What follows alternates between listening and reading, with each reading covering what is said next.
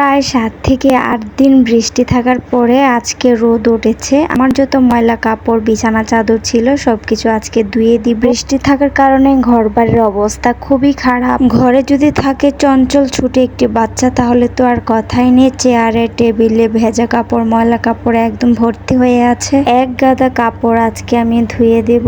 আল্লাহ জানে আমার কাপড় ভেজানো দেখে কখন জানি ঝড় চলে আসে। আমরা বড়দের কাপড় যেমন তেমন, ছোট বাচ্চার কাপড় এক বালতি হয়ে গেছে। এক গাদা কাপড় ভিজিয়ে এসে দেখি টেবিলের উপরে অনেকগুলো লটকন রাখা। আমি 4 থেকে 5টা খেয়ে নিলাম। এর মধ্যে আমি কিছু কাপড় ধুয়ে ফেলেছি, এইগুলো হচ্ছে উঠানে দিব আর অর্ধেকগুলো আমি ভিজিয়ে রেখেছি। টেবিলটাও আমি ভালো করে ক্লিন করে নিয়েছি যেহেতু অনেক দিন ভেজা কাপড় ছিল টেবিলের উপরে। রেক্সিনটাতে একদম ভেজা ভেজা স্তর বেঁধে গিয়েছিল। আজকে আমাদের উঠানে শুধু লাকড়ি আর ভেজা কাপড়ে একদম ভর্তি। চিন্তা করছি কখন যেন ঝড় আসে।